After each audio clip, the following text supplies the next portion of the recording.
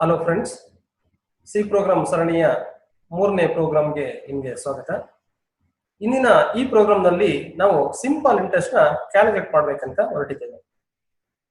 ಇದು ಕೂಡ ತುಂಬಾ ಸಿಂಪಲ್ ಪ್ರೋಗ್ರಾಮ್ ಏನೆ. ಹಿಂದೆ 2 ಪ್ರೋಗ್ರಾಮ್ನ ಸಿಂಪಲ್ ಪ್ರೋಗ್ರಾಮ್ಸ್ ಅನ್ಕೊಂಡೇ ನಾವು ಸ್ಟಡಿ ಮಾಡಿದ್ದೇವೆ. ಇದು ಕೂಡ ತುಂಬಾ ಸರಳವಾದ ಪ್ರೋಗ್ರಾಮ್. ಈ 3 ಪ್ರೋಗ್ರಾಮ್ನ ನಾವು ಸರಿಯಾಗಿ ಅರ್ಥ ಮಾಡ್ಕೊಂಡಾದಂತ ಪಕ್ಷದಲ್ಲಿ ಮುಂದೆ ಬರ್ತಕ್ಕಂತಹ ಅನೇಕ ಪ್ರೋಗ್ರಾಮ್ಗಳನ್ನ ತುಂಬಾ ಸರಳವಾಗಿ ನಾವು ಅದನ್ನ ಸಾಲ್ವ್ ಮಾಡಲಿಕ್ಕೆ ಸಾಧ್ಯ ಆಗುತ್ತೆ. ಈಗ ಪ್ರೋಗ್ರಾಮ್ ಮಾಡೋಣ. In this program we are planning to calculate simple interest. ಒಂದು ಸಿಂಪಲ್ ಇಂಟ್ರೆಸ್ಟ್ ನ ಕ್ಯಾಲ್ಕುಲೇಟ್ ಮಾಡಬೇಕಾದಂತ ಪಕ್ಷದಲ್ಲಿ ನಮಗೆ ಫಸ್ಟ್ ಏನು ಗೊತ್ತಿರಬೇಕಾಗುತ್ತೆ ಅಂದ್ರೆ ಫಾರ್ಮುಲಾ ಗೊತ್ತಿರಬೇಕಾಗುತ್ತೆ. ಹಾಗಾದ್ರೆ ಸಿಂಪಲ್ ಇಂಟ್ರೆಸ್ಟ್ ಗೆ ಫಾರ್ಮುಲಾ ಏನು? ಸಿಂಪಲ್ ಇಂಟ್ರೆಸ್ಟ್ ಗೆ ಫಾರ್ಮುಲಾ ಆಲ್ರೆಡಿ ನೀವು 8th ಸ್ಟ್ಯಾಂಡರ್ಡ್ ಅಥವಾ 9th ಸ್ಟ್ಯಾಂಡರ್ಡ್ ಅದಕ್ಕೆ ಅಲ್ಲೇ ಕಲ್ಪಿಟ್ಟಿರ್ತೀನಿ. ಹಾಗೆ ಸಿಂಪಲ್ ಇಂಟ್ರೆಸ್ಟ್ ಗೆ formula SI is equal to PTR/100. This is the simple interest formula. ಈ ಫಾರ್ಮುಲಾ ಯಾವ ತರ ಇದೆ ಅಂತ ಹೇಳಿದ್ರೆ, ನಾವು ಮ್ಯಾಥಮೆಟಿಕ್ಸ್ ಅಲ್ಲಿ ಬರೀತೀವಲ್ಲ, SI is equal to PTR/100 ಆ ರೀತಿ ಇದೆ. ಸಿ ಪ್ರೋಗ್ರಾಮ್ ಬರೀಬೇಕಂತಂದ್ರೆ ನಾವು ಇದೇ ಫಾರ್ಮೆಟ್ ಅಲ್ಲಿ ಒಂದು ಎಕ್ಸ್ಪ್ರೆಷನ್ ಅಥವಾ ಫಾರ್ಮುಲಾ ನಾವು ಹಾಕ್ಲಿಕ್ಕೆ ಸಾಧ್ಯ ಆಗಲ್ಲ. ಅಲ್ಲಿ ಸಿ ಪ್ರೋಗ್ರಾಮ್ ಒಳಗಡೆ ಸಿ ಈಕ್ವಲೆಂಟ್ ಎಕ್ಸ್ಪ್ರೆಷನ್ ತಗೋಬೇಕಾಗತ್ತೆ. ಹಾಗಾದ್ರೆ ಸಿ ಈಕ್ವಲೆಂಟ್ ಎಕ್ಸ್ಪ್ರೆಷನ್ಸ್ ನೋಡೋಕ್ಕಿಂತ ಮೊದಲು ನಾವು ಅರ್ಥಮೆಟಿಕಲ್ ಆಪರೇಟರ್ಸ್, ಸಿ ಪ್ರೋಗ್ರಾಮ್ ಒಳಗಡೆ ಅರ್ಥಮೆಟಿಕಲ್ ಆಪರೇಟರ್ಸ್ ಯಾವ ತರ ಯೂಸ್ ಮಾಡ್ತೀವಿ ಅದ್ರ ಬಗ್ಗೆ ಸ್ವಲ್ಪ ನೋಡ್ಕೊಬಹುದು. ಹಾಗಾದ್ರೆ ಫಸ್ಟ್ ಕಾಲಮಿಟಿಂಗ್ ಆಪರೇಟರ್, ಸೆಕೆಂಡ್ ಕಾಲಮಿಟಿಂಗ್ ಆಪರೇಷನ್. ಈ ಅರ್ಥಮೆಟಿಕಲ್ ಆಪರೇಟರ್ಸ್ ಕೂಡ ನಿಮ್ಗೆ ಆಲ್ರೆಡಿ ಗೊತ್ತಿರುತ್ತೆ, 2ನೇ ಕ್ಲಾಸಿಂದನೇ ಗೊತ್ತಿರುತ್ತೆ, ಇಲ್ಲಾಂದ್ರೆ 3ನೇ ಕ್ಲಾಸ್ ಅಂತೂ ಡೆಫಿನೆಟ್ ಆಗಿ ಸ್ಟಡಿ ಮಾಡೇ ಇರ್ತೀವಿ. ಇಲ್ಲಿ ಇನ್ನೊಂದ್ಸರಿ ಹೇಳಲೇಬೇಕಲ್ಲ, ಆ ಉದ್ದೇಶಕ್ಕೋಸ್ಕರ ಹೇಳ್ತಾ ಇದೀನಿ. ಆಪರೇಟರ್ಸ್ ಅಲ್ಲಿ ಬಂದ್ರೆ ಪ್ಲಸ್ ಸಿಂಬಲ್, ಇದು ಅಡಿಷನ್ಗೋಸ್ಕರ ಯೂಸ್ ಮಾಡ್ತೀವಿ. ಹಾಗೆ ಮೈನಸ್ ಸಿಂಬಲ್ ನಮ್ಮ ಕೀಬೋರ್ಡ್ ಅಲ್ಲಿ ಹೇಳೋದಾದ್ರೆ ಐಫನ್, ಸಬ್ಟ್ರಾಕ್ಷನ್ಗೋಸ್ಕರ ಯೂಸ್ ಮಾಡ್ತೀವಿ. ಆನಂತರ ಸ್ಟಾರ್ ಅಥವಾ ಆಸ್ಟ್ರಿಕ್ ಅಂತಾನು ಕರಿತೀವಿ, ಇದು ಮಲ್ಟಿಪ್ಲಿಕೇಶನ್ಗೋಸ್ಕರ ಯೂಸ್ ಮಾಡ್ತೀವಿ. ಫಾರ್ವರ್ಡ್ ಸ್ಲಾಶ್ ಅಥವಾ ಜಸ್ಟ್ ಸ್ಲಾಶ್ ಅದು ಡಿವಿಷನ್ಗೋಸ್ಕರ ಯೂಸ್ ಮಾಡ್ತೀವಿ. ನೆಕ್ಸ್ಟ್ ಪರ್ಸೆಂಟೇಜ್ ಸಿಂಬಲ್, ಇದು ಮಾಡ್ಯುಲಸ್ಗೋಸ್ಕರ ಯೂಸ್ ಮಾಡ್ತೀವಿ, ಅಂದ್ರೆ ರಿಮೈಂಡರ್ ನ ಐಡೆಂಟಿಫೈ ಮಾಡ್ಲಿಕ್ಕೋಸ್ಕರ ಯೂಸ್ ಮಾಡ್ತೀವಿ. ಹಾಗಾದ್ರೆ ಈ ಆಪರೇಟರ್ಸ್ ಯೂಸ್ ಮಾಡ್ಕೊಂಡು ನಾರ್ಮಲ್ ಎಕ್ಸ್ಪ್ರೆಷನ್ಸ್ ನ ಸಿ ಈಕ್ವಲೆಂಟ್ ಎಕ್ಸ್ಪ್ರೆಷನ್ಸ್ ಆಗಿ ಕನ್ವರ್ಟ್ ಮಾಡಬೇಕಾಗುತ್ತೆ. ನೋಡಿ, ಸಿ ಈಕ್ವಲೆಂಟ್ ಎಕ್ಸ್ಪ್ರೆಷನ್ಸ್ ಆಗಿ ಕನ್ವರ್ಟ್ ಮಾಡಿದಾಗ SI is equal to P star.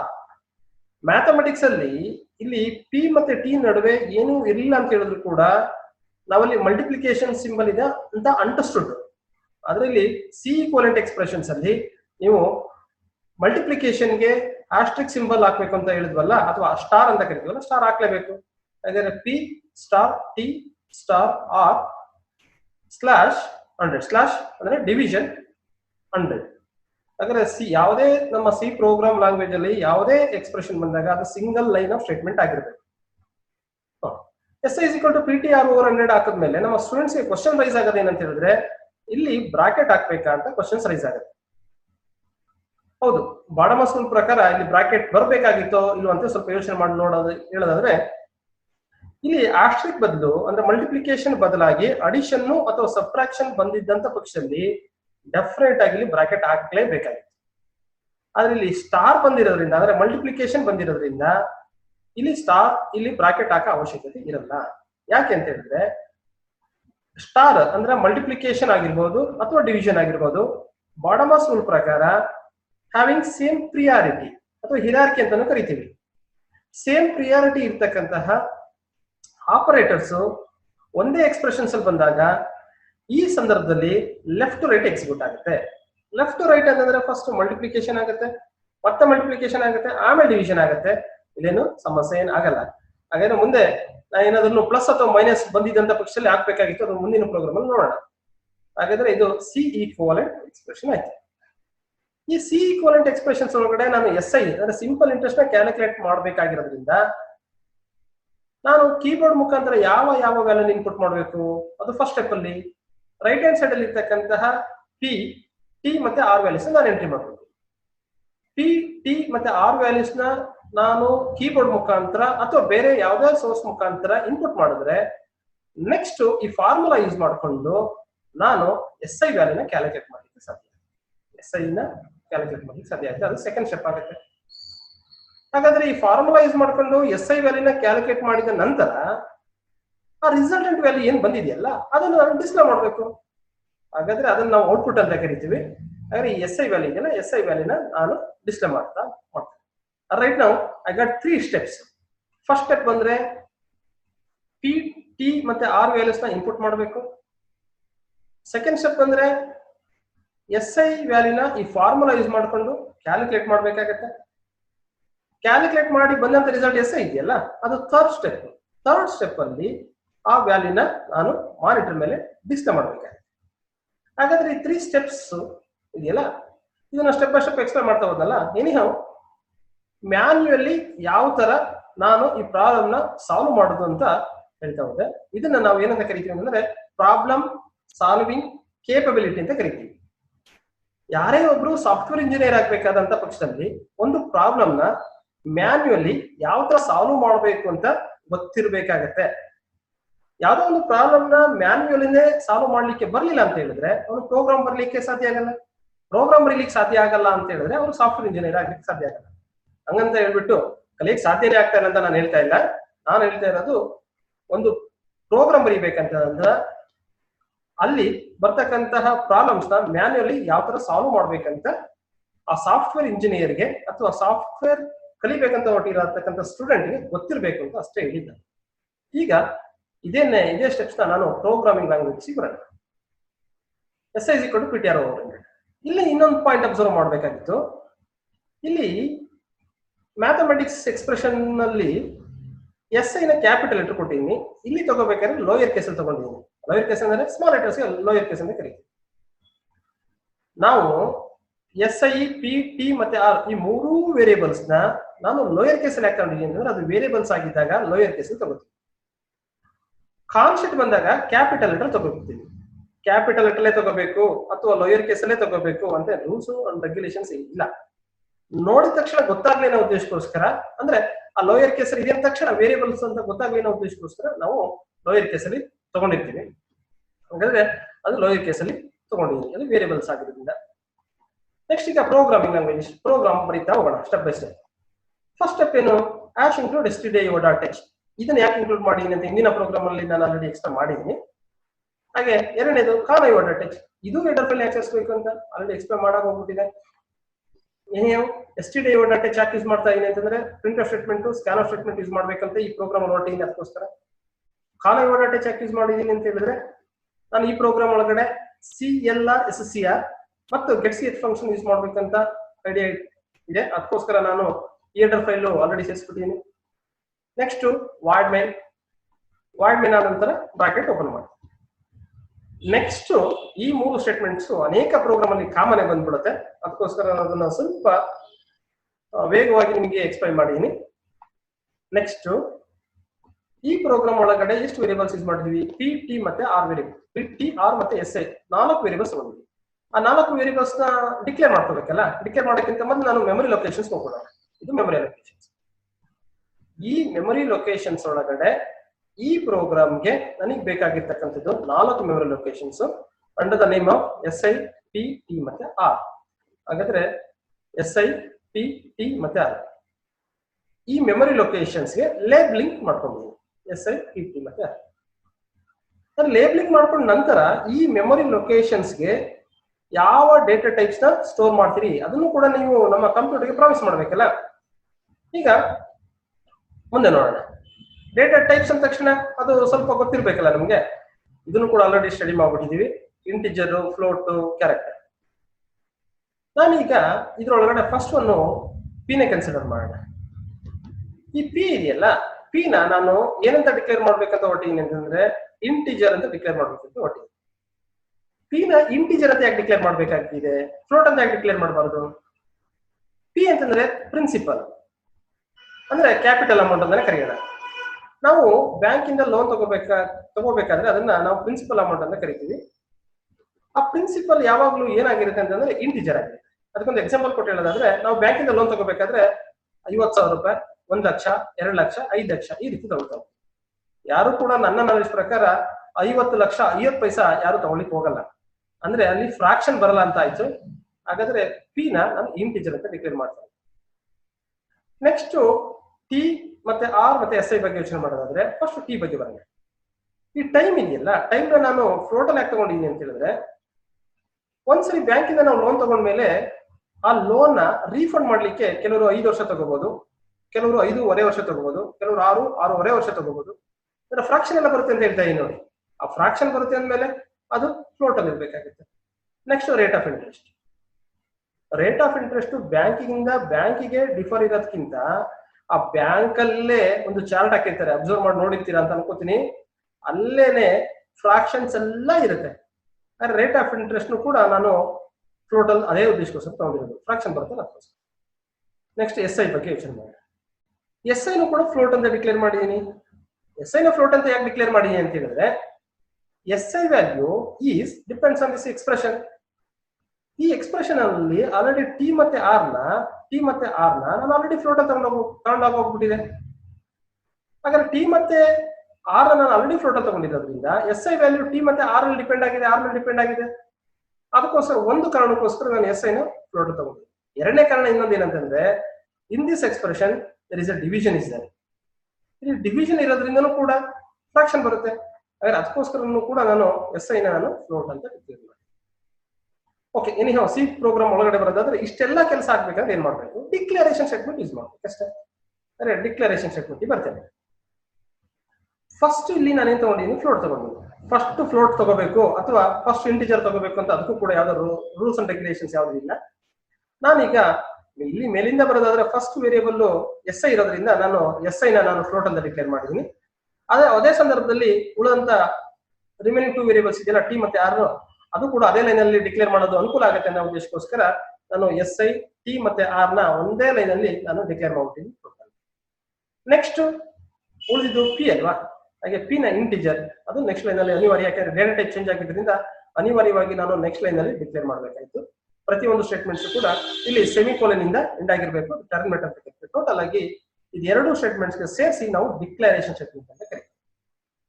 Declaration statement ಆದ ನಂತರ ಯೂಸರ್ ಸ್ಕ್ರೀನ್ ನ ಕ್ಲಿಯರ್ ಮಾಡ್ಲಿಕ್ಕೋಸ್ಕರ ಹಾಗಾದ್ರೆ CLR SCR ಫಂಕ್ಷನ್ ಯೂಸ್ ಮಾಡ್ಬೇಕು.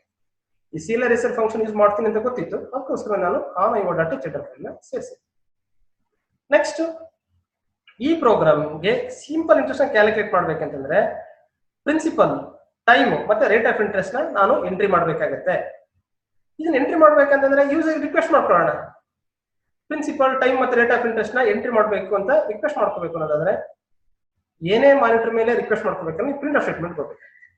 ನೋಡಿ, ಪ್ರಿಂಟ್ ಆಫ್ ಸ್ಟೇಟ್ಮೆಂಟ್ ಬಂದೆ ಡಬಲ್ ಕೊಟೇಶನ್ ಒಳಗಡೆ ಎಂಟರ್. ನೋಡಿ, ಪ್ರಿನ್ಸಿಪಲ್ ಅಂತ ಪೂರ್ತಿ ಹಾಕ್ಲಿಲ್ಲ, ಹಾಗಾದ್ರೆ ಜಸ್ಟ್ PR ಅಂತ ಹಾಕ್ಬಿಟ್ಟೆ. ಟೈಮ್ ಇದೆಯಲ್ಲ ಅದನ್ನು ಕೂಡ ಪೂರ ಹಾಕಿಲ್ಲ, TI ಅಂತ ಹಾಕಿದೀನಿ. ರೇಟ್ ಆಫ್ ಇಂಟ್ರೆಸ್ಟ್ ಹಾಕೋದ್ರ ಬದಲಾಗಿ ರೇಟ್ ಅಂತ ಮಾತ್ರ ಹಾಕಿದೀನಿ. ಅಂದ್ರೆ ನಾನು ವೆರಿ ಫಸ್ಟ್ ಪ್ರೋಗ್ರಾಮ್ ಅಲ್ಲಿ ನಾನು ನಿಮ್ಗೆ ಎಕ್ಸ್ಪ್ಲೇನ್ ಮಾಡಿರೋ ಪ್ರಕಾರ ಡಬಲ್ ಕೊಟೇಶನ್ ಒಳಗಡೆ ಏನೇ ಸ್ಪೆಲ್ಲಿಂಗ್ ಮಿಸ್ಟೇಕ್ ಮಾಡಿದ್ರು ಕೂಡ ದಟ್ ಈಸ್ ನಾಟ್ ಎಟ್ ಅಲ್ಲ ಎರರ್, ಅದು ಆಸ್ ಇಟ್ ಈಸ್ ಡಿಸ್ಪ್ಲೇ ಆಗುತ್ತೆ. ಇಲ್ಲಿ ಪೂರ ಪ್ರಿನ್ಸಿಪಲ್ ಅಂತ ಕೊಟ್ಟಿದ್ದಂತ ಪಕ್ಷದಲ್ಲಿ ಪ್ರಿನ್ಸಿಪಲ್ ಅಂತ ಪೂರ ಡಿಸ್ಪ್ಲೇ ಆಗ್ತಿತ್ತು. ನೀವು PR ಅಂತ ಹೇಳಿ ಅಲ್ಲೊಂದು ಡಾಟ್ ಹಾಕಿದ್ರಿಂದ ಅದು ಆಸ್ ಇಟ್ ಈಸ್ ಹಂಗೆ ಡಿಸ್ಪ್ಲೇ ಆಗುತ್ತೆ ಅಷ್ಟೇ. ಎನಿಹೌ ನಮ್ಗೆ ಅರ್ಥ ಆಗುತ್ತಲ್ಲ, PR ಅಂದ್ರೆ ಪ್ರಿನ್ಸಿಪಲ್, TI ಅಂದ್ರೆ ಟೈಮು, ಅಂಡ್ ರೇಟ್ ಅಂದ್ರೆ ರೇಟ್ ಆಫ್ ಇಂಟ್ರೆಸ್ಟ್ ನಮ್ಗೆ ಅರ್ಥ ಆಗುತ್ತಲ್ಲ, ಅದಕ್ಕೋಸ್ಕರ ನಾನು ಇದನ್ನು ಶಾರ್ಟ್ ಫಾರ್ಮ್ ಕೊಟ್ಬಿಟ್ಟಿದ್ದೀನಿ. ಇನ್ನೊಂದು ಹೇಳ್ಬೇಕಂದ್ರೆ ನನಗೆ ಇಲ್ಲಿ ಉಳಿದಂತ ಡಾಟಾಸ್ ನ ಎಂಟ್ರಿ ಮಾಡ್ಲಿಕ್ಕೂ ಕೂಡ ನನಗೆ ಇಲ್ಲಿ ಜಾಗನೂ ಇರ್ಲಿಲ್ಲ, ಅದಕ್ಕೋಸ್ಕರ ಶಾರ್ಟ್ ಮಾಡ್ಬಿಡ್ತೀನಿ. ಆದ್ರೆ ನೀವು ಒಬ್ಬ ಸಾಫ್ಟ್ವೇರ್ ಇಂಜಿನಿಯರ್ ಆದ ನಂತರ ಈ ಸ್ಟೇಟ್ಮೆಂಟ್ ಈ ತರ ಶಾರ್ಟ್ ಮಾಡೋದು ಅಷ್ಟು ಚೆನ್ನಾಗಿರಲ್ಲ. ಯೂಸರ್ಗೆ ಅರ್ಥ ಆಗ್ಬೇಕಂದ್ರೆ ಆ ಸ್ಟೇಟ್ಮೆಂಟ್ ಪೂರ ಎಂಟ್ರಿ ಮಾಡಬೇಕು. ನೆಕ್ಸ್ಟ್ ಈ ಪ್ರಿಂಟ್ ಆಫ್ ಸ್ಟೇಟ್ಮೆಂಟ್ ಹಾಕಿದ ತಕ್ಷಣ ಡೇಟಾ ರೀಡ್ ಆಗಲ್ಲ ಈ ಮೆಮೊರಿ ಲೊಕೇಶನ್ಸ್ಗೆ. SI ಕ್ಯಾಲ್ಕುಲೇಟ್ ಮಾಡ್ಬೇಕಂದ್ರೆ PTR ವ್ಯಾಲ್ಯೂಸ್ ಅಂದ್ರೆ ಈ ಮೆಮೊರಿ ಲೊಕೇಶನ್ಸ್ ಫಿಲ್ ಆಗಿರ್ಬೇಕು. ಅದಕ್ಕೆ ಡೇಟಾಸ್ ಎಂಟ್ರಿ ಮಾಡ್ಬೇಕಂತಂದ್ರೆ ನೋಡಿ, ಇದಕ್ಕೆ ಡೇಟಾಸ್ ಎಂಟ್ರಿ ಮಾಡ್ಬೇಕಂತಂದ್ರೆ ಸ್ಕ್ಯಾನ್ ಆಫ್ ಸ್ಟೇಟ್ಮೆಂಟ್ ಯೂಸ್ ಮಾಡ್ಬೇಕು. ಸ್ಕ್ಯಾನ್ ಆಫ್ ಸ್ಟೇಟ್ಮೆಂಟ್ ಅದು ಫಸ್ಟ್ ಸ್ಟೆಪ್ ತಗೊಳ್ಳೋದಾದ್ರೆ ಇನ್ಪುಟ್ ಮಾಡ್ಬೇಕು. ಈ ಸ್ಕ್ಯಾನ್ ಆಫ್ ಸ್ಟೇಟ್ಮೆಂಟ್ ಒಳಗಡೆ ಡಬಲ್ ಕೊಟೇಶನ್ ಇದೆ. ಡಬಲ್ ಕೊಟೇಶನ್ ಒಳಗಡೆ 3 ಫಾರ್ಮೆಟ್ ಸ್ಪೆಸಿಫೈರ್ ಬಂದಿದೆ. 3 ಫಾರ್ಮೆಟ್ ಸ್ಪೆಸಿಫೈರ್ ಯಾಕೆ ಬಂತು ಅಂತಂದ್ರೆ ನೋಡಿ, ಸಿಂಪಲ್ ಇಂಟ್ರೆಸ್ಟ್ ನ ಕ್ಯಾಲ್ಕುಲೇಟ್ ಮಾಡ್ಬೇಕಂದ್ರೆ ನಿಮ್ಗೆ 3 ಡೇಟಾಸ್ ಬೇಕಾಗುತ್ತೆ ಅಥವಾ 3 ವ್ಯಾಲ್ಯೂಸ್ ಆರ್ ರಿಕ್ವೈರ್ಡ್. ಫಸ್ಟ್ ಒಂದು ಪ್ರಿನ್ಸಿಪಲ್, ಟೈಮ್ ಮತ್ತೆ ರೇಟ್ ಆಫ್ ಇಂಟ್ರೆಸ್ಟ್. ಈ 3 ವ್ಯಾಲ್ಯೂಸ್ ಗೊತ್ತಿದ್ರೆ ಅಥವಾ ಯೂಸರ್ ಎಂಟ್ರಿ ಮಾಡಿದ್ರೆ ನಾನು SI ನ ಕ್ಯಾಲ್ಕುಲೇಟ್ ಮಾಡಕ್ ಸಾಧ್ಯ ಆಗುತ್ತೆ. ಅದಕ್ಕೋಸ್ಕರನೇ 3 ಡೇಟಾಸ್ ನ ನೀವು ರೀಡ್ ಮಾಡ್ತಾರೆ ಅಂದ್ರೆ 3 ಫಾರ್ಮೆಟ್ ಸ್ಪೆಸಿಫೈರ್ ಉಂಟು. ನೆಕ್ಸ್ಟ್ ಸ್ಟೆಪ್ ಏನು? %D, %F ಯಾಕೆ ಬಂತು ನೋಡಿ. ಫಸ್ಟ್ ಡೇಟಾ ರೀಡ್ ಮಾಡ್ತಾ ಇರೋದು ನಾನು ಪ್ರಿನ್ಸಿಪಲ್ ಅಂದ್ರೆ P ಗೆ. ಆ P ನ ಏನಂತ ಡಿಕ್ಲೇರ್ ಮಾಡಿದೀರಾ? ಇಂಟಿಜರ್. ಇಂಟಿಜರ್ಗೆ ಫಾರ್ಮೆಟ್ ಸ್ಪೆಸಿಫೈರ್ ಏನು? ಇಂಟಿಜರ್ಗೆ ಫಾರ್ಮೆಟ್ ಸ್ಪೆಸಿಫೈರ್ %D. ಅದಕ್ಕೋಸ್ಕರ ಲೆಫ್ಟ್ ಹ್ಯಾಂಡ್ ಸೈಡ್ ಇಂದ ಬರೋದಾದ್ರೆ ಫಸ್ಟ್ ನಾನು ಪರ್ಸೆಂಟೇಜ್ ಟಿ ಕೊಟ್ಟು, ಸೆಕೆಂಡ್ ಡೇಟಾ ರೀಡ್ ಮಾಡ್ಬೇಕಾದ್ರೆ ಟಿಗೆ ಅಂದ್ರೆ ಟೈಮು, ಆ ಟಿನ ಏನಂತ ಡಿಕ್ಲೇರ್ ಮಾಡಿದ್ರ ಫ್ಲೋಟ್. ಫ್ಲೋಟ್ ಅಂದ್ರೆ ರಿಯಲ್ ನಂಬರ್, ಫ್ಲೋಟ್ಗೆ ಫಾರ್ಮೆಟ್ ಸ್ಪೆಸಿಫೈರ್ ಒಂದು ಪರ್ಸೆಂಟೇಜ್ ಎಫ್, ಅದಕ್ಕೋಸ್ಕರ second format specifier percentage F ಬಂದಿದೆ. ಇನ್ನೊಂದು ಡೇಟಾ ರೀಡ್ ಮಾಡ್ಬೇಕಾದ್ರೆ ಯಾವುದು ಆರ್ ಅಂದ್ರೆ ರೇಟ್ ಆಫ್ ಇಂಟ್ರೆಸ್ಟ್, ಆರ್ ಏನಂತ ಡಿಕ್ಲೇರ್ ಮಾಡಿದ್ರ ಫ್ಲೋಟ್ ಅಂತ ಹೇಳಿದ್ರೆ ಅದಕ್ಕೂ ಕೂಡ ಫಾರ್ಮೆಟ್ ಸ್ಪೆಸಿಫೈರ್ ಒಂದು ಪರ್ಸೆಂಟೇಜ್ ಎಫ್, ಹಾಗಾದ್ರೆ ಅದಕ್ಕೂ ಕೂಡ ಪರ್ಸೆಂಟೇಜ್ ಎಫ್ ಹಾಕಿದ್ವಿ. ಅಲ್ಲಿಗೆ ಡಬಲ್ ಕೊಟೇಶನ್ ಹಾಕಿ ಅಲ್ಲಿ ಫಾರ್ಮೆಟ್ ಸ್ಪೆಸಿಫೈರ್ ಕ್ಲೋಸ್ ಮಾಡಿ. ಡಬಲ್ ಕೊಟೇಶನ್ ಆದ ನಂತರ ಇಲ್ಲಿ ಕಾಮ ಬರಬೇಕು. ಈಗ ನೆಕ್ಸ್ಟ್ ಡೇಟಾ ರೀಡ್ ಮಾಡ್ಬೇಕಾದ್ರೆ ಯಾರ್ಯಾರಿಗೆ, ಇಲ್ಲಿ ನಾನು ಆಲ್ರೆಡಿ ಹೇಳಿರೋ ರೀತಿಯಲ್ಲಿ ಪಿ ಟಿ ಮತ್ತೆ ಆರ್ಗೆ, ಹಾಗಾದ್ರೆ ನೋಡಿ ಇಲ್ಲಿ ಪಿ ಟಿ ಮತ್ತೆ ಆರ್ ಕೊಟ್ಟಿದ್ದೀನಿ. ಅಲ್ಲಿ ಆ ಪ್ರತಿಯೊಂದು ವೇರಿಯಬಲ್ಸ್ ಬ್ಯಾಕ್ ಸೈಡ್ ಅಲ್ಲಿ % ಹಾಕಿದೀನಿ. ಹಾಗಾದ್ರೆ ನೀವು ಡೇಟಾನ ರೀಡ್ ಮಾಡಬೇಕಾದಂತ ಪಕ್ಷದಲ್ಲಿ ಆ ವೇರಿಯಬಲ್ಸ್ ಇದೆಯಲ್ಲ, ಆ ವೇರಿಯಬಲ್ಸ್ ಬ್ಯಾಕ್ ಸೈಡ್ ಅಲ್ಲಿ ಅಂಡ್ ಸಿಂಬಲ್ ಹಾಕಿರ್ಬೇಕು. ಅದು address of P, address of T, address of R ಅಂತ ಅರ್ಥ ಬರುತ್ತೆ. ಇಲ್ಲಿಗೆ ಈ ಸ್ಟೇಟ್ಮೆಂಟ್ ಕಂಪ್ಲೀಟ್ ಆಯ್ತು. ಹಾಗಾದ್ರೆ ಸ್ಕ್ಯಾನ್ ಆಫ್ ಸ್ಟೇಟ್ಮೆಂಟ್ ಎಕ್ಸಿಕ್ಯೂಟ್ ಆದ ತಕ್ಷಣ ಏನಾಗುತ್ತೆ ಅಂದ್ರೆ ಈ 3 ಲೊಕೇಶನ್ಸ್ ಒಳಗಡೆ ಅಂದ್ರೆ ಪಿ ಟಿ ಆರ್ ಈ 3 ಮೆಮೊರಿ ಲೊಕೇಶನ್ಸ್ ಒಳಗಡೆ ಯೂಸರ್ ಎಂಟ್ರಿ ಮಾಡಿದಂತಹ ಡೇಟಾ ಬಂದು ಸ್ಟೋರ್ ಆಗುತ್ತೆ. ನೆಕ್ಸ್ಟ್ ಏನ್ ಮಾಡ್ಬೇಕು, ಥರ್ಡ್ ಸ್ಟೆಪ್ ಸಿಂಪಲ್ ಇಂಟ್ರೆಸ್ಟ್ ನ ಕ್ಯಾಲ್ಕುಲೇಟ್ ಮಾಡಬೇಕು. ಅಂದ್ರೆ ಈ ಫಾರ್ಮುಲಾ ಯೂಸ್ ಮಾಡ್ಕೊಂಡು ಹಾಗಾದ್ರೆ ಥರ್ಡ್ ಸ್ಟೆಪ್ ಬೇಡ. ಥರ್ಡ್ ಸ್ಟೆಪ್ ಅಲ್ಲಿ ಸಿಂಪಲ್ ಇಂಟ್ರೆಸ್ಟ್ ನ ಕ್ಯಾಲ್ಕುಲೇಟ್ ಮಾಡಿ SI = PTR/100. ಈ ಸ್ಟೇಟ್ಮೆಂಟ್ ಎಕ್ಸಿಕ್ಯೂಟ್ ಆದ ತಕ್ಷಣ ಏನಾಗುತ್ತೆ, ರೈಟ್ ಹ್ಯಾಂಡ್ ಸೈಡ್ ಕ್ಯಾಲ್ಕುಲೇಟ್ ಆಗಿ ಬಂದಂತ result from the equal symbol ಅದು ಲೆಫ್ಟ್ ಹ್ಯಾಂಡ್ ಸೈಡ್ ವೇರಿಯಬಲ್ ಅಲ್ಲಿ ಶೋರ್ ಆಗುತ್ತೆ. ಹಾಗಾದ್ರೆ ನೀವು ಕ್ಯಾಲ್ಕುಲೇಟ್ ಮಾಡಿದಂತ ರಿಸಲ್ಟ್ SI ಒಳಗಡೆ ಶೋರ್. SI ಒಳಗಡೆ ಏನು ಶೋರ್ ಆಗಿದೆ, ರಿಸಲ್ಟೆಂಟ್ ವ್ಯಾಲ್ಯೂ ಶೋರ್ ಆಗಿದೆ. ಅದನ್ನ ನಾನು ಮಾನಿಟರ್ ಮೇಲೆ ಡಿಸ್ಪ್ಲೇ ಮಾಡಬೇಕು. ಅದನ್ನ ಥರ್ಡ್ ಸ್ಟೆಪ್ ಹೇಳಿದ್ರೆ ಔಟ್ಪುಟ್ ಅಂತ ಕರಿತೀವಿ. ನೋಡಿ ಔಟ್ಪುಟ್ ಮಾಡಬೇಕು. ಹಾಗಾದ್ರೆ ಮಾನಿಟರ್ ಮೇಲೆ ಡಿಸ್ಪ್ಲೇ ಮಾಡ್ಬೇಕಂತಂದ್ರೆ ಪ್ರೋಗ್ರಾಮಿಂಗ್ ಲ್ಯಾಂಗ್ವೇಜ್ ಬರೋದಾದ್ರೆ ಪ್ರಿಂಟ್ ಆಫ್ ಸ್ಟೇಟ್ಮೆಂಟ್ ಯೂಸ್ ಮಾಡಿ. ನೋಡಿ ಇಲ್ಲಿ ಡಬಲ್ ಕೊಟೇಶನ್ ಒಳಗಡೆ ಇದೆ. ನಾನು ಡಿಸ್ಪ್ಲೇ ಮಾಡ್ತಾ ಇರೋದು ಯಾವ ವ್ಯಾಲ್ಯೂನ, SI ವ್ಯಾಲ್ಯೂ. ಈ SI ವ್ಯಾಲ್ಯೂ ಫಾರ್ಮೆಟ್ ಸ್ಪೆಸಿಫೈರ್ ಜಾಗದಲ್ಲಿ ಸಿಗುತ್ತೆ. ಬಟ್ SI ಅಂತಂದ್ರೆ ಏನದು, ಯೂಸರ್ ಅರ್ಥ ಆಗೋದು ಹೆಂಗೆ, ಸಿಂಪಲ್ ಇಂಟ್ರೆಸ್ಟ್ ಈಕ್ವಲ್ಸ್ ಹಾಕಿ ಆಮೇಲೆ SI ಜಾಗದಲ್ಲಿ ಆ ವ್ಯಾಲ್ಯೂ ಡಿಸ್ಪ್ಲೇ ಮಾಡಿದ್ರೆ ಗೊತ್ತಾಗುತ್ತೆ. ಅದಕ್ಕೋಸ್ಕರ ನಾನು ಇಲ್ಲಿ ಫಾರ್ಮೆಟ್ ಸಿಂಪಲ್ ಇಂಟ್ರೆಸ್ಟ್ ಹಾಕಿ ಆಮೇಲೆ ಈಕ್ವಲ್ ಸಿಂಬಲ್ ಹಾಕಿ ಪರ್ಸೆಂಟೇಜ್ ಎಫ್ ಹಾಕಿದ್ದೀನಿ. ಹಾಗಾದ್ರೆ SI ವ್ಯಾಲ್ಯೂ ಈ ಫಾರ್ಮೆಟ್ ಸ್ಪೆಸಿಫೈರ್ ಜಾಗದಲ್ಲಿ ಡಿಸ್ಪ್ಲೇ ಆಗುತ್ತೆ. ಇಲ್ಲಿಗೆ ಈ ಪ್ರೋಗ್ರಾಮ್ ಕಂಪ್ಲೀಟ್ ಆಯ್ತು. ಇಲ್ಲಿಗೆ ಗೆಟ್ CH ಕೊಟ್ಬಿಟ್ಟು ಪ್ರೋಗ್ರಾಮ್ ನ ಕ್ಲೋಸ್ ಮಾಡಿ. ಈಗ ಇದೇ ಪ್ರೋಗ್ರಾಮ್ ನ ರಿವರ್ಸ್ ಆರ್ಡರ್ ಸ್ಟಡಿ ಮಾಡ್ತಾರೆ. ಈ 3 ಸ್ಟೇಟ್ಮೆಂಟ್ಸ್ ಆದ್ಮೇಲೆ ಫಸ್ಟ್ ಡಿಕ್ಲರೇಷನ್ ಸ್ಟೇಟ್ಮೆಂಟ್. ಈ ಡಿಕ್ಲರೇಷನ್ ಸ್ಟೇಟ್ಮೆಂಟ್ ಆದ ತಕ್ಷಣ ಏನೆಲ್ಲ ಆಗುತ್ತೆ ಕಂಪ್ಯೂಟರ್ ಮೆಮೊರಿ ಲೊಕೇಶನ್ ಒಳಗಡೆ. ನೋಡಿ ಕಂಪ್ಯೂಟರ್ ಮೆಮೊರಿ ಲೊಕೇಶನ್ ಒಳಗಡೆ ನೀವು ಇಲ್ಲಿ 1 2 3 4 SI T ಮತ್ತೆ R, SI T R and P ಈ 4 ಮೆಮೊರಿ ಲೊಕೇಶನ್ಸ್ ರಿಸರ್ವ್ ಆಗುತ್ತೆ. ನೋಡಿ ನಿಮ್ಮ ಕಂಪ್ಯೂಟರ್ ಮೆಮೊರಿ ಲೊಕೇಶನ್ ಒಳಗಡೆ SI P T ಮತ್ತೆ R ಡಿಕ್ಲರೇಷನ್ ಸ್ಟೇಟ್ಮೆಂಟ್ ಎಕ್ಸಿಕ್ಯೂಟ್ ಆದ ತಕ್ಷಣ ಇಷ್ಟೆಲ್ಲ ಕೆಲಸ. ನೆಕ್ಸ್ಟ್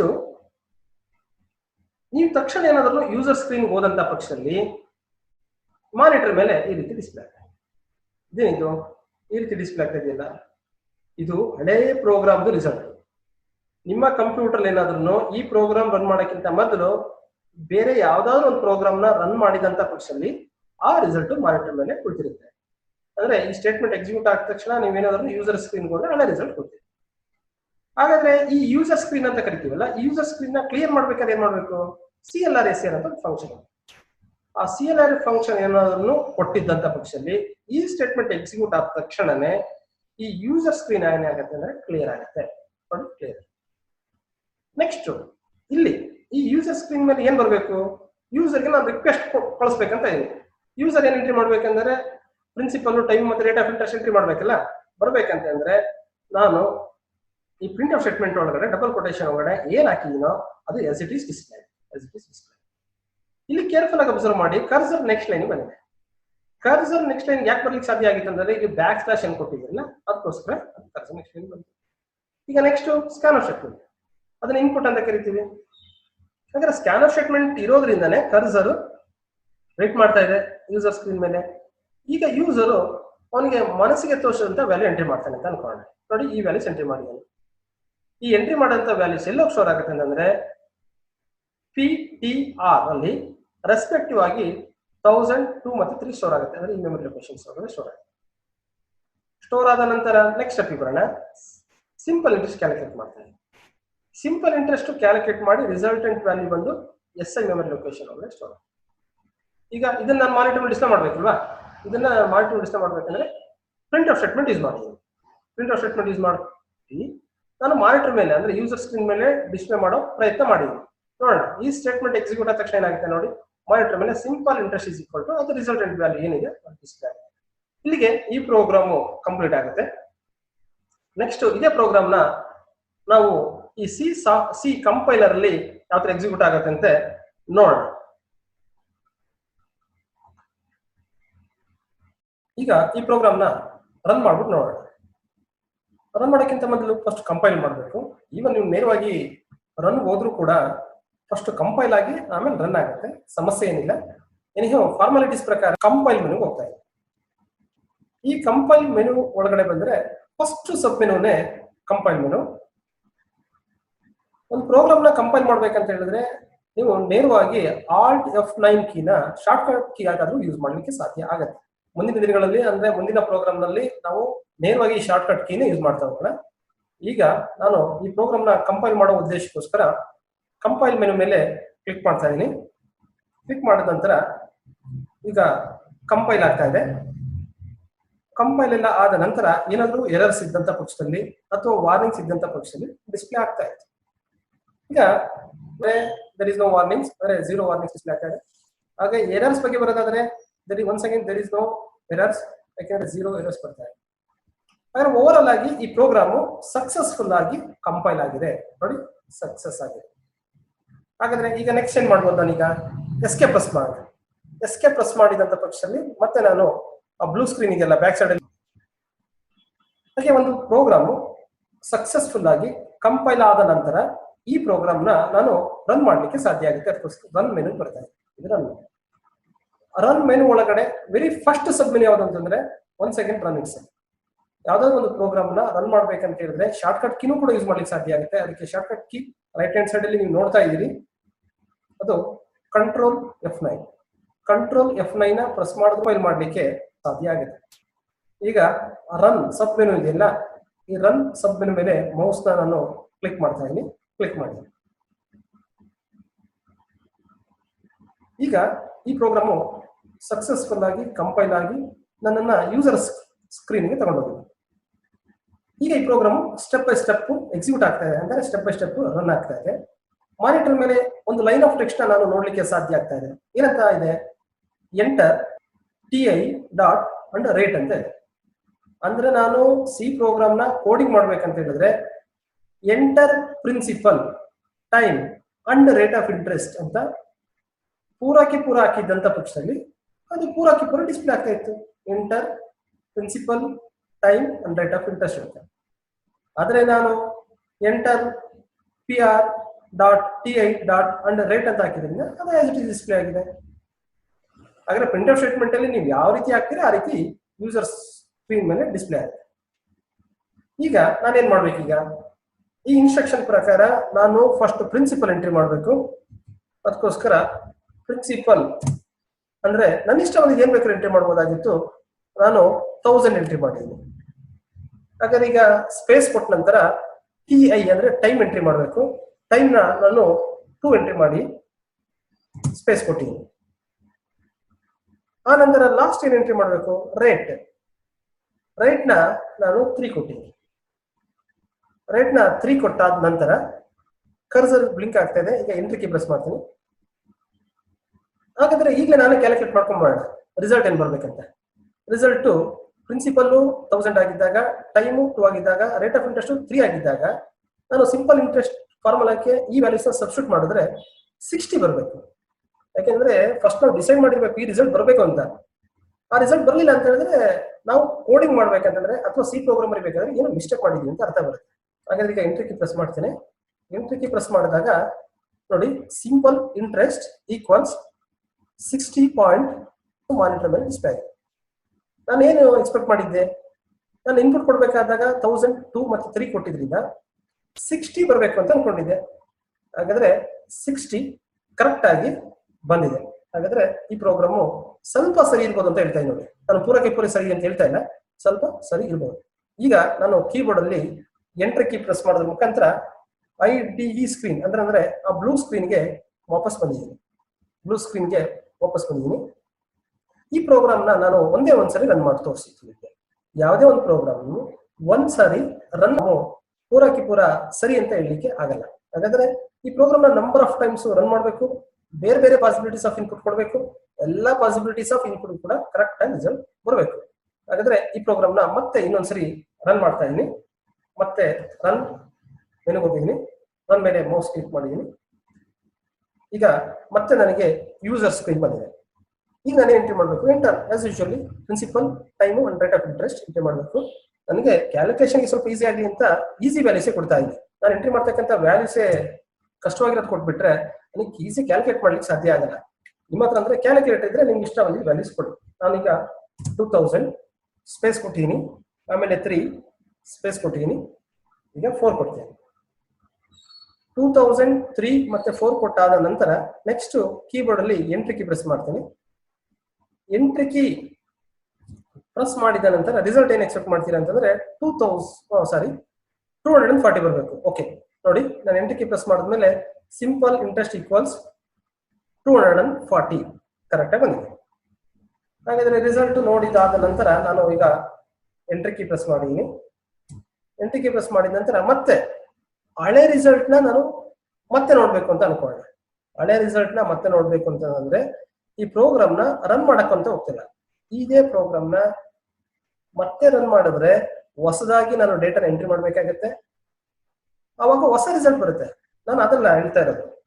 ನಾನು ಈಗ ಆಲ್ರೆಡಿ ಪ್ರೋಗ್ರಾಮ್ ನ ರನ್ ಮಾಡಿದ್ದಲ್ವಾ, ಆ ರಿಸಲ್ಟ್ ನೋಡ್ಬೇಕು ಅಂದ್ರೆ ಹಳೆ ರಿಸಲ್ಟ್ ನೋಡ್ಬೇಕಂತ ಹೇಳಿದ್ರೆ ವಿಂಡೋ ಮೆನು ಇದೆಯಲ್ಲ, ಆ ವಿಂಡೋ ಮೆನು ಹೋಗ್ಬೇಕು. ಆ ವಿಂಡೋ ಮೆನುನಲ್ಲಿ ನಾನು ಆಲ್ರೆಡಿ ನಿಮಗೆ ಹೇಳಿರೋ ಪ್ರಕಾರ ಯೂಸರ್ ಸ್ಕ್ರೀನ್ ಇದೆಯಲ್ಲ, ಯೂಸರ್ ಸ್ಕ್ರೀನ್ ಮುಂದಿನ ದಿನಗಳಲ್ಲಿ ಶಾರ್ಟ್ ಕಟ್ ಕೀ ಇದೆಯಲ್ಲ, Alt F5 ಇದೆಯಲ್ಲ, ಅದನ್ನ ಯೂಸ್ ಮಾಡೋಣ. ಈಗ ನಾನು ರಿಸಲ್ಟ್ ನೋಡ್ಲಿಕ್ಕೋಸ್ಕರ ಯೂಸರ್ ಸ್ಕ್ರೀನ್ ಮೇಲೆ ಹೋಗ್ತಾ ಇದ್ದೀನಿ. ಈಗ ಯೂಸರ್ ಸ್ಕ್ರೀನ್ ಮೇಲೆ ಮೌಸ್ ಕ್ಲಿಕ್ ಮಾಡಿದ್ಮೇಲೆ ನನಗೀಗ ನಾನು ಯಾವುದೇ ಡೇಟಾ ಎಂಟ್ರಿ ಮಾಡಲಿಲ್ಲ, ಹಳೆ ರಿಸಲ್ಟ್ ಏನಿತ್ತಲ್ಲ ಅದನ್ನೇ ನಾನು ನೋಡ್ಲಿಕ್ಕೆ ಸಾಧ್ಯ ಆಗ್ತಾ ಇದೆ. ಅಂದ್ರೆ ಆಲ್ರೆಡಿ ಎರಡನೇ ಸರಿ ರನ್ ಮಾಡಿದಾಗ 2000, 3 ಮತ್ತೆ 4 ಎಂಟ್ರಿ ಮಾಡಿದ್ದೆ. ಸಿಂಪಲ್ ಇಂಟ್ರೆಸ್ಟ್ 240 ಅಂತ ಡಿಸ್ಪ್ಲೇ ಆಗಿತ್ತು. ಆ ರಿಸಲ್ಟ್ ನ ನಾನು ಈಗ ನೋಡ್ಲಿಕ್ಕೆ ಸಾಧ್ಯ ಆಗಿದೆ. ಅಂದ್ರೆ ಹಳೆ ರಿಸಲ್ಟ್ ನ ಇನ್ನೊಂದ್ಸರಿ ನಾನು ನೋಡಿದ್ದೀನಿ. ಈಗ ಮತ್ತೆ ಎಂಟ್ರಿ ಕೀ ಪ್ರೆಸ್ ಮಾಡೋಣ. ಮತ್ತೆ ಎಂಟ್ರಿ ಕೀ ಪ್ರೆಸ್ ಮಾಡಿದ್ಮೇಲೆ ಬ್ಲೂ ಸ್ಕ್ರೀನ್ ಬಂದಿದೆ, ಅಂದ್ರೆ ಇದು IDE ಸ್ಕ್ರೀನ್ ಅಂತ ಕರಿತೀರಲ್ಲ, IDE ಸ್ಕ್ರೀನ್ ಬಂದಿದೆ. ಮತ್ತೆ ಇದೇ ಪ್ರೋಗ್ರಾಮ್ ನ ಇನ್ನೊಂದ್ಸರಿ ರನ್ ಮಾಡೋಣ. ಮತ್ತೆ ರನ್ ಮಾಡ್ಬೇಕಾದ್ರೆ ಈ ಸರಿ ಶಾರ್ಟ್ ಕಟ್ ಕೀ ಯೂಸ್ ಮಾಡ್ಬಿಡ್ತೀನಿ. ಶಾರ್ಟ್ ಕಟ್ ಕೀ ಯೂಸ್ ಮಾಡ್ಕೊಳ್ಳೋದ್ರ ಮುಖಾಂತರ ನಾನು ಮೌಸ್ ಯೂಸ್ ಮಾಡ್ತಾ ಇಲ್ಲ, ಈಗ ಶಾರ್ಟ್ ಕಟ್ ಕೀ ಯೂಸ್ ಮಾಡ್ಬಿಟ್ಟಿದ್ದೀನಿ. ಈಗ ಮತ್ತೆ ನೋಡಿ, ಹಳೆದೆಲ್ಲ ರಿಸಲ್ಟ್ ಕ್ಲಿಯರ್ ಆಗಿಬಿಟ್ಟು ಮಾನಿಟರ್ ಮೇಲೆ ಸಿಂಗಲ್ ಲೈನ್ ಆಫ್ ಸ್ಟೇಟ್ಮೆಂಟ್ ಮಾತ್ರ ಡಿಸ್ಪ್ಲೇ ಆಗ್ತಾ ಇದೆ. ಈ ಸರಿ ಬೇರೆ ವ್ಯಾಲ್ಯೂಸ್ ಕೊಡ್ತಾ ಇದೀನಿ. 3000 ಎಂಟ್ರಿ ಮಾಡಿದ ನಂತರ 4 ಎಂಟ್ರಿ ಮಾಡಿದೀನಿ. 4 ಎಂಟ್ರಿ ಮಾಡಿದ ನಂತರ ಸ್ಪೇಸ್ ಕೊಟ್ಟಿದ್ದೀನಿ, ಈಗ 5 ಕೊಟ್ಟಿದ್ದೀನಿ. ಈಗ ಎಂಟ್ರಿ ಕೀ ಪ್ರೆಸ್ ಮಾಡೋಕ್ಕಿಂತ ಮೊದಲು ರಿಸಲ್ಟ್ ಏನ್ ಬರ್ಬೇಕಂತ ನಾವು ಫಸ್ಟ್ ಕ್ಯಾಲ್ಕುಲೇಟ್ ಮಾಡ್ಬಿಡ್ಬೇಕು. ಹಾಗಾದ್ರೆ ಕ್ಯಾಲ್ಕುಲೇಟರ್ ಇದ್ರೆ ಕ್ಯಾಲ್ಕುಲೇಟರ್ ಮಾಡಿ, ಕ್ಯಾಲ್ಕುಲೇಟರ್ ಯೂಸ್ ಮಾಡ್ಕೊಂಡು ಕ್ಯಾಲ್ಕುಲೇಟ್ ಮಾಡಿ, ಅಥವಾ ಸಿಂಪಲ್ ವ್ಯಾಲ್ಯೂಸ್ ಕೊಟ್ಟಿದ್ರೆ ನೀವು just by looking could be able to calculate what is the resultant value. ಈಗ ಅದಕ್ಕೋಸ್ಕರ ನಾನು ಸಿಂಪಲ್ ವ್ಯಾಲ್ಯೂ ಕೊಟ್ಟಿದ್ದು. ರಿಸಲ್ಟ್ ನಾನು ಏನ್ ಎಕ್ಸ್ಪೆಕ್ಟ್ ಮಾಡ್ತಾ ಇದ್ದೀನಿ ಅಂದ್ರೆ 600 ಬರಬೇಕಾಗಿತ್ತು. ಅದಕ್ಕೋಸ್ಕರ ಎಂಟ್ರಿ ಕೀ ಪ್ರೆಸ್ ಮಾಡಿದೆ. ನೋಡಿ, ಸಿಂಪಲ್ ಇಂಟ್ರೆಸ್ಟ್ ಈಕ್ವಲ್ಸ್ 600 ಅಂತ ಕರೆಕ್ಟ್ ಆಗಿ ಬಂದಿದೆ. ಈಗ ಎಂಟ್ರಿ ಕೀ ಪ್ರೆಸ್ ಮಾಡಿದ್ದೀನಿ. ಎಂಟ್ರಿ ಕೀ ಪ್ರೆಸ್ ಮಾಡಿದ ನಂತರ ನನಗೆ ಮತ್ತೆ IDE ಸ್ಕ್ರೀನ್ ವಾಪಸ್ ಬಂದಿದ್ದೀನಿ. ಎನಿಹೌ 3 ಸರಿ ಈ ಪ್ರೋಗ್ರಾಮ್ ನ ರನ್ ಮಾಡಿದಾಗಲೂ ಕೂಡ ಬೇರೆ ಇನ್ಪುಟ್ ಕೊಟ್ಟೆ. 3 ಪಾಸಿಬಿಲಿಟೀಸ್ ಆಫ್ ಇನ್ಪುಟ್ ಕೂಡ ಕರೆಕ್ಟ್ ಆಗಿ ರಿಸಲ್ಟ್ ಬಂದಿದೆ. ಅಲ್ಲಿಗೆ ಈ ಪ್ರೋಗ್ರಾಮು ಸಕ್ಸಸ್ಫುಲ್ ಆಗಿ ರನ್ ಆಗಿದೆ. Thank you.